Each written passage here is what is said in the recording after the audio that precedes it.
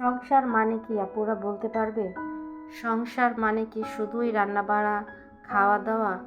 একজন মায়ের সংসারের প্রতি অনেক অনেক দায়িত্ব।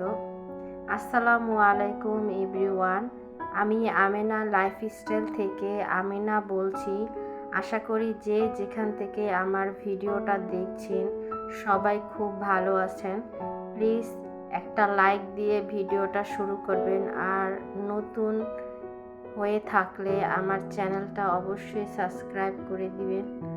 তো আজকে 1 ঘন্টার মধ্যে আমি সমস্ত কাজ কমপ্লিট করে নিব।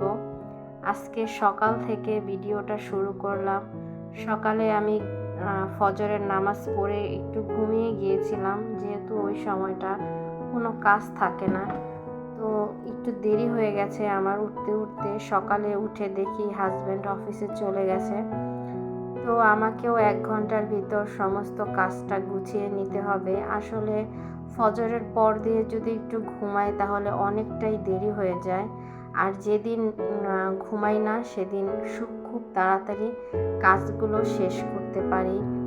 তো আবার একটু ফ্রেশ হয়ে নিলাম, তারপরে আমি আমার বেডরুমটা গুছিয়ে নিলাম। আমার সব সময় মনে হয় যে আমার ঘরটা যদি পরিপাটি গোছানো থাকে তাহলে আমার কাজ করতেও খুব ভাল লাগে, আর খুব তাড়াতাড়ি আমার কাজগুলো আমি শেষ করতে পারি। তো এইখানে আমি আমার সোফাটা একটু পরিষ্কার করে নিলাম। অনেকে ব্রাশ দিয়েও পরিষ্কার করে থাকো, কিন্তু আমি মাঝে মাঝে এইভাবেও পরিষ্কার করি, আবার ব্রাশ দিয়েও ক্লিন করি।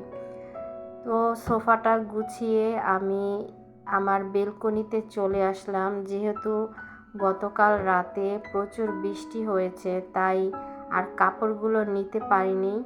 তো সকালবেলা দেখলাম আমার কাপড়গুলো শুকিয়ে গেছে। তো আমি কাপড়গুলো আবার তুলে নিচ্ছি। এরপর আমি সাথে সাথেই কাপড়গুলো আবার ভাঁজ করে নিব, কারণ আমার কোনো কাজ রেখে দিতে একটু ভালো লাগে না। তাই আমি সব সময় চেষ্টা করি যে আমার কাজগুলো সাথে সাথেই করে নেওয়ার জন্য। এতে করে আর কাজ জমাও থাকে না, আবার হয়রানও লাগে না। তাই আর কি আমি সব সময় কাজগুলো পরিপাটি করে গুছিয়ে রেখে দেই, কারণ এই কাজগুলো যদি আমি এখন না করি, জমিয়ে রেখে দেই, পরবর্তীতে দেখা গেছে একটা কাজের মধ্যে আবার এই কাজটাও চলে আসবে। তাই সব সময় আমি কাজগুলো এভাবেই ফিনিশ করে থাকি। তো এর মধ্যেই আমি জানতে পারলাম যে আজকে নাকি ভিটামিন এ ক্যাপসুল খাওয়াবে, মানে পোলিও খাওয়াবে। বাংলাদেশের প্রত্যেকটা জেলাতেই বাচ্চাদের পোলিও খাওয়াচ্ছে। তো সেই জন্য আমারও এখন তাড়াতাড়ি আমি কাজগুলো গুছিয়ে নিচ্ছি, যেহেতু আমার চিন্তা ভাবনা একটু পরে যদি আমি যাই তাহলে হয়তো ভিড়টা একটু কম থাকবে। আর আমার বাসা থেকে বেশি দূরেও না, আমার বাসা থেকে মোটামুটি কাছাকাছি এরিয়াতেই পোলিওটা খাওয়াচ্ছে। তাই আমি এখন কাজগুলো শেষ করে আমার ছেলেকে নিয়ে আমি যাওয়ার জন্য রেডি হব। তো ঘরটা পুরোপুরি গোছানোর পরে আমি চলে আসলাম আমার কিচেনে গতকালকে আমি এই থালা বাসনগুলো রেখে দিয়েছিলাম, কারণ বৃষ্টির কারণে কারেন্ট ছিল না। তো এর জন্য আর ধুইতে পারি নাই। তো এখন সকালবেলা আমি ক্লিন করে রেখে দিব। বললাম না 1 ঘন্টার ভিতর আমার সব কাজগুলো আমি শেষ করব। তো যেভাবে সেই কাজ একে একে আমি সব কাজগুলো কমপ্লিট করে নিলাম। এখানে আমার থালা বাসনগুলো ওয়াশ করার পর আমি ঘরটা ঝাড়ু দিয়ে নিব। এরপর আর আমার তেমন কোনো কাজ নেই। সকালের নাস্তাটাও আমরা করে নিব, কারণ নাস্তা করার জন্য আমি আর আমার ছেলেই আছি। মেয়ে তো অলরেডি স্কুলে, মেয়ের খাবারটাও আমি দিয়ে দিয়েছি সকালে। তো এর জন্য আর আমাকে টিফিন নিয়ে যাওয়ার কোনো ঝামেলাটা থাকবে না। তো এখানে আমি একে একে সব থালা বাসনগুলো ধুয়ে এভাবেই আমি ঝুড়ির ওপর রেখে দিই পানি ঝরার জন্য। যখন পানিটা ঝরে যায় তারপরে র্যাকে নিয়ে রেখে দিই। তো এই তো দেখো বন্ধুরা, আমি রেডি হয়ে নিলাম, আমার ছেলেকে নিয়ে বেরিয়ে গেলাম তাকে পোলিও খাওয়ার জন্য। তো আমার বাসা থেকে বেশি একটা দূরে না, জাস্ট 2 মিনিট পায়ে হেঁটে গেলে। তো এখানে কাছাকাছি হওয়াতে একটু লেট করেই আমরা বের হলাম। তো বের হওয়ার পরে আমার মনে হলো যে হয়তো ছাতাটা নিয়ে বের হলে ভালো হতো, কারণ আমরাও বের হয়েছি আর আকাশটাও দেখো কেমন মেঘলা হয়ে আছে, যে কোনো সময় বৃষ্টি নামতে পারে। তো এইটা হচ্ছে আমাদের বাড়ির পাশের মাদ্রাসা, এখানে ছেলে মেয়ে একসাথেই পড়াশোনা করে। তো এই তো আমি বলতে বলতে চলে আসলাম পোলিও সেন্টারে, এখানে বাচ্চাদের পোলিও খাওয়ানো হয়।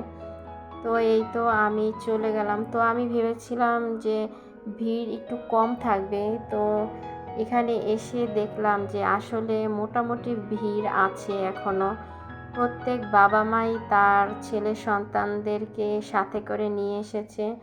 আসলে সমস্ত কাজ পরে, আগে হচ্ছে বাচ্চাদের যে কোনো কাজ, বাচ্চাদের যে কোনো কাজটাই আগে করে নেওয়া ভালো। তো এখানে দেখো ওই যে বাচ্চাদের পোলিও খাওয়াচ্ছে এই আপুটা, তো আমিও খাওয়ায় নিয়ে আসলাম। এর মধ্যেই দেখো কি পরিমাণ মেঘ জমেছে, আমাকে খুব তাড়াতাড়ি বাসায় পৌঁছাতে হবে। ওয়েদারটাও অনেক সুন্দর, কিন্তু যে কোনো সময় বৃষ্টি নামতে পারে। পরে দেখা গেছে আমি আর আমার ছেলে ভিজে ভিজে যেতে হবে, যেহেতু আমি ছাতাটাও নিয়ে আসি নাই। তাই আর কি কোনো রকম আমরা মা ছেলে, পাশেই একটা ভ্যান ছিল, তো সেখান থেকে আমরা কিছু সবজি নিয়ে বাসায় চলে আসলাম।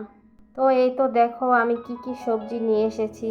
এখানে আমি ঢেঁড়স নিয়েছি, সাথে পটল নিয়েছি আর বেগুন নিয়েছি। সবজিগুলো অনেকটাই টাটকা আর ফ্রেশ ছিল, তাই আমি ভাবলাম যে বাসায়ও কিছু সবজি দরকার, তাই আমি সাথে করে কিছু সবজি নিয়ে এসেছি। তো যেহেতু অনেকটাই লেট হয়ে গেছে, আমি দুপুরে রান্না এখনও করতে পারি নাই, তাই এই সবজিগুলো নিয়ে আসলাম যে আজকে দুপুরে এগুলো দিয়েই কাজ চলে যাবে। তো এই তো বাসায় চলে আসার পরে এগুলো গুছিয়ে নেওয়ার পরে আমি চলে গেলাম রান্না বান্নায়। তো আজকে আমি পটল, তারপরে বেগুন এগুলো ভাজি করে নিব, আর সাথে লোটে মাছটা ফ্রাই করে নিব।